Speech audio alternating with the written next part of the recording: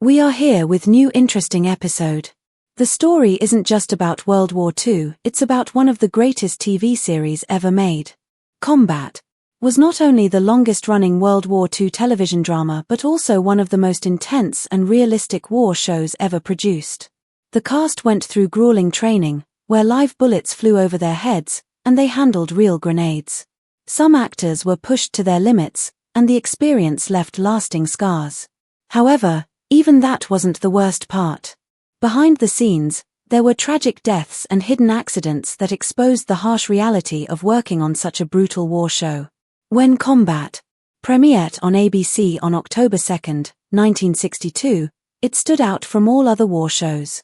Instead of focusing on high-ranking officers and grand military strategies, it followed a small group of American infantrymen fighting their way across France after D-Day.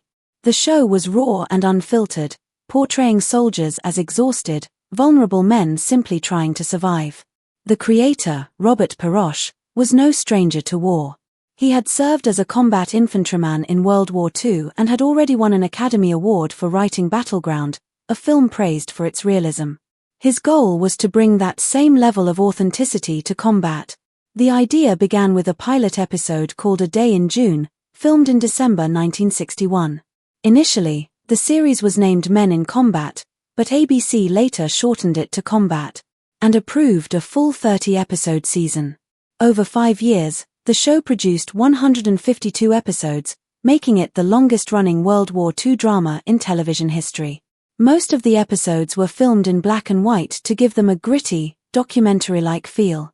However, in its final season in 1967, the show switched to color.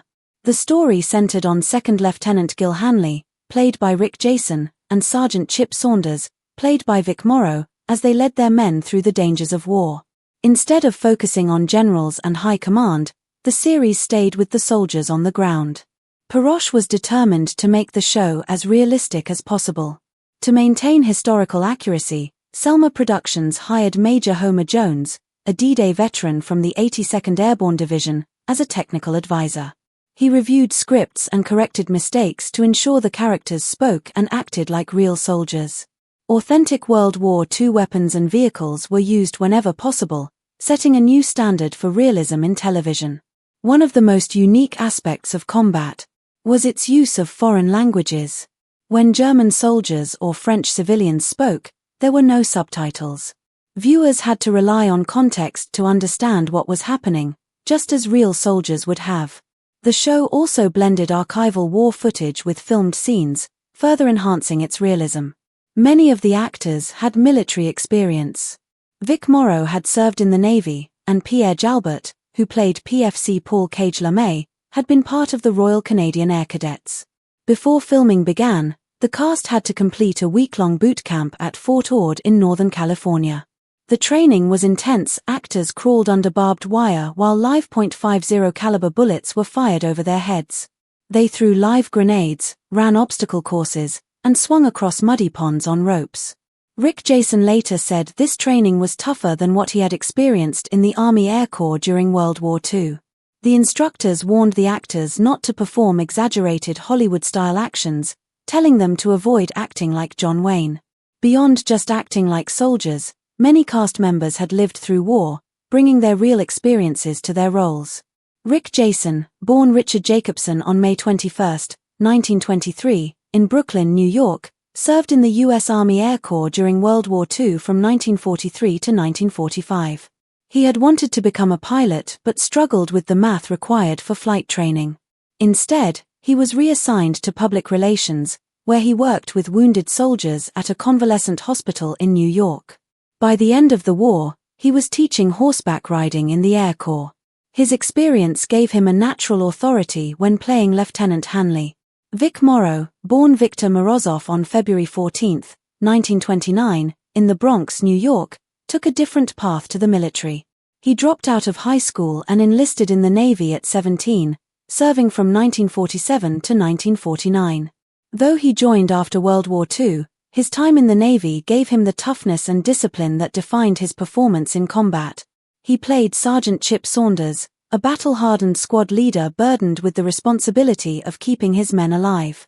His intense performance earned him an Emmy nomination and made him one of the most memorable faces of the series. Jack Hogan, who played PFC William G. Kirby, also had first-hand military experience. Born Richard Roland Benson Jr. on November 24, 1929, he served in the U.S. Air Force during the Korean War, reaching the rank of Staff Sergeant. Before enlisting, he had already earned his pilot's license at 16. After the war, he studied drama at the Pasadena Playhouse, launching his acting career. On Combat, he brought humor and toughness to the role of Kirby, making the character both engaging and believable. Pierre Jalbert stood out from the rest of the cast. Unlike many of his co-stars, he had never served in combat. Born on January 9, 1925, in Quebec City, Canada, he was a natural athlete. He became Canada's junior and senior national ski champion and was set to lead the country's Olympic ski team in the 1948 Winter Games. Unfortunately, a leg injury in training ended his Olympic dreams. His only military connection was his time in the Royal Canadian Air Cadets during World War II. Acting wasn't even his first career. He worked as a film editor at MGM Studios for nearly a decade before an agent convinced him to audition for Combat. His fluency in French made him a perfect fit for the role of PFC Paul Cage-Lamé, the squad's Cajun translator. Even though he had never been a soldier, his performance felt authentic. After the show, he returned to film editing, working on major projects like The Godfather and earning an Emmy nomination for his sound editing on Shgun. Behind the camera, Combat had another veteran who shaped its gritty realism. Robert Altman, one of the show's key directors, had flown over 50 bombing missions in the South Pacific as a co-pilot on a B-24 during World War II. He served in the U.S. Army Air Corps from 1943 to 1947, witnessing firsthand the horrors of war. His experience influenced how he directed Combat, bringing depth and emotion rarely seen in war dramas. His episodes focused not just on action but also on the psychological toll war took on soldiers. One of his most powerful episodes, Survival, explored themes of isolation and endurance, something he likely understood from his own time in the military. Vic Morrow's portrayal of Sergeant Saunders made him more than just a TV character. He became a symbol of leadership and resilience. Viewers saw him as a protector, mentor, and a man burdened by the weight of war. One of the most recognizable things about Saunders was his Thompson submachine gun, which became closely associated with his character. Originally, it was meant for Rick Jason's character, Lieutenant Hanley, but Jason found it too heavy. Morrow took over, though he also struggled with the weight, so the production team gave him a lighter prop version for many scenes. Saunders stood out not just for his battlefield skills but for his strong moral code. He refused to abandon wounded soldiers, even when it put him at risk, and he treated prisoners humanely, despite pressure from others. He wasn't just a tough leader, he was a man struggling with the cost of war. Morrow made sure his performance captured every loss, every decision, and every moment of doubt, making audiences connect with the character in a way few war dramas had before. Morrow's impact on Combat went beyond acting. He also directed 7 episodes of the series. His most notable work as a director was the 2-part episode Hills Are for Heroes, which aired in January 1966. Written by Gene L. Kuhn, the story followed soldiers trying to capture a heavily fortified hill. The battle was brutal, and in the end, it was all for nothing, highlighting the futility of war. The soldiers were ordered to retreat, and the episode didn't glorify war, it showed how pointless it could be. Morrow's direction made the episode unforgettable. He used slow-motion shots to pull the audience into the chaos, making them feel the intensity of the battlefield. One of the most powerful moments showed a soldier getting shot and rolling down a hill, with the sound fading as he fell. It was a rare technique on television at the time, but Morrow knew how to make viewers feel the weight of war. The setting added to the hopelessness. The wide, empty valley made the mission seem even more impossible. Nothing about it looked heroic, it was simply a battlefield where men were sent to die. Morrow's impact on Combat went beyond what happened on screen. Behind the scenes, he was just as passionate. He stood up for himself and his co-stars. At the start of Season 2, he went on strike, demanding better dressing rooms for the cast. It wasn't for selfish reasons, he wanted fair treatment for everyone. He also fought for more screen time, believing that Sergeant Saunders should be a bigger focus of the show. His persistence paid off, making him one of the highest-paid television actors of that time. However, his drive sometimes led to tension. He was known for challenging producers on creative decisions because he wanted every episode to be as strong as possible. He also had a methodical approach to acting, which made filming demanding. He expected a lot from himself and those around him. Some found it difficult to work with him, but many respected his dedication. Morrow's commitment pushed him to take risks that most actors wouldn't. He strongly believed in method acting. He didn't just play Saunders, he became him. He stayed in character between takes, maintaining his intense demeanor even when the cameras weren't rolling. He also insisted on doing his own stunts, even in dangerous situations. One of the most intense moments came during a scene with live explosions. The blast was too close, sending debris flying past him. He was visibly shaken but walked away unharmed. Still, he never hesitated to put himself in the middle of the action because he believed it made the show better. Rick Jason, on the other hand, was hesitant about taking the role at first. He wasn't sure if audiences would embrace another war drama. But Combat quickly became a hit, earning a reputation for strong storytelling. Jason's portrayal of Lieutenant Hanley provided a calm, rational counterbalance to Morrow's raw intensity. While their characters worked well together on screen, things weren't always smooth behind the scenes. Jason and Morrow had very different acting styles. Jason was polished and methodical, while Morrow was emotional and instinctive. Their differences sometimes led to tension on set. Morrow also took an active role in directing certain episodes, which may have added to the creative friction. Their rivalry was never openly hostile, but it was always present. They respected each other professionally but were never close. Their personalities simply didn't mix. However, their contrasting styles helped make Combat the success it was. Hanley and Saunders represented two sides of wartime leadership: strategy versus instinct, logic versus raw survival. That balance made the show compelling and kept audiences engaged for 5 seasons. Combat wasn't just another war show. It stood out for its realism, using real World War II weapons and military tactics to make everything feel authentic. The cast carried actual firearms like the M1 Garand, the Thompson submachine gun, and the Browning automatic rifle. But some of these weapons were too heavy for long shooting days. Rick Jason started with a Thompson but switched to the lighter M1 carbine after just 2 days. Vic Morrow used a wooden replica Thompson for non-combat scenes to avoid carrying extra weight. These adjustments helped the actors but sometimes broke the illusion for sharp-eyed viewers. The commitment to accuracy went beyond weapons. Before filming began in 1962, the main cast went through a week of basic training at Fort Ord in California. They crawled under live machine gun fire and even threw real grenades. Some actors later admitted that this training was tougher than their actual military service. To keep things as realistic as possible, Major Homer Jones, a veteran of D-Day and 4 major campaigns, served as the show's technical advisor. He reviewed scripts and ensured battle scenes reflected real combat strategies. Even with his expertise, small errors made it onto the screen.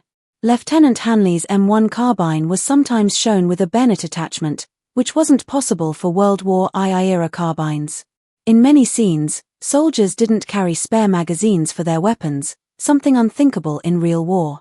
These details were minor but showed the constant struggle between realism and television production constraints. Filming the show was physically demanding. Many scenes were shot outdoors in rugged locations with minimal facilities for the cast and crew. One major filming site was Corriganville, a movie ranch in California that provided a realistic European countryside backdrop. But working conditions were tough. Actors spent long hours wearing heavy costumes in extreme weather, running through mud and crawling on rocky terrain. The physical toll of handling real weapons, carrying gear, and performing action sequences was exhausting.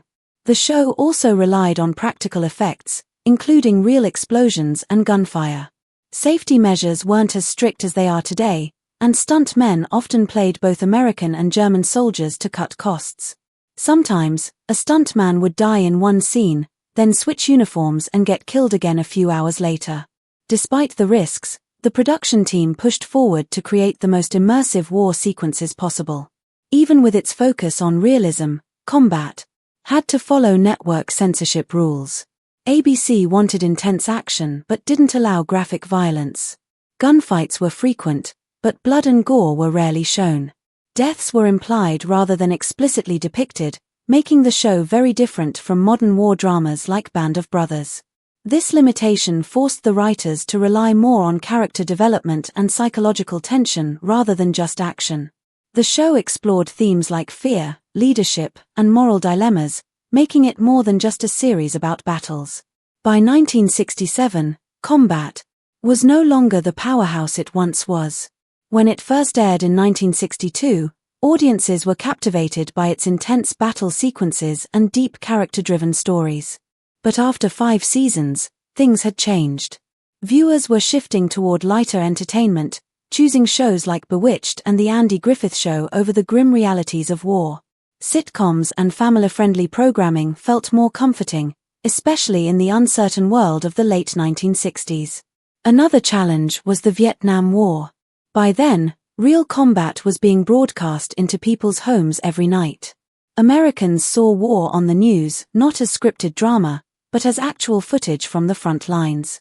Combat had always been praised for its realism, but at a time when war was dividing the country, its stories felt heavier than ever.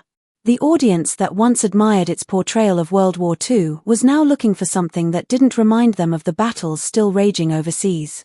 Ratings dropped, and costs became harder to justify. From the start, combat had been one of the most expensive shows on television. The producers didn't cut corners. They hired military advisors, filmed large battle scenes with extras, and used high-quality cinematography. But by the 5th season, the budget was a serious issue. ABC executives had to decide whether it was worth spending so much on a war drama when fewer people were watching. Beyond money and ratings, America itself was changing. World War II had always been seen as a war with clear moral lines, a battle between good and evil. But Vietnam was different. The war had sparked protests, and the country was deeply divided. The idea of war as heroic was fading, replaced by growing doubt and disillusionment. Despite its cancellation, combat had already made television history. Between 1962 and 1967, it aired 152 episodes, 127 in black and white and 25 in color. It covered a time span of less than a year in World War II but delivered fresh, compelling stories throughout. Few other war dramas lasted as long. The show's legacy lived on through its cast. Rick Jason continued acting but later focused on writing. Vic Morrow's tragic death in 1982, during the filming of Twilight Zone, the movie, led to major changes in Hollywood safety regulations. Jack Hogan transitioned from acting to architecture and casting. Even decades later, the friendships formed on combat remained strong. The cast often reunited, proving that the bonds they built on set lasted a lifetime. Thanks for watching.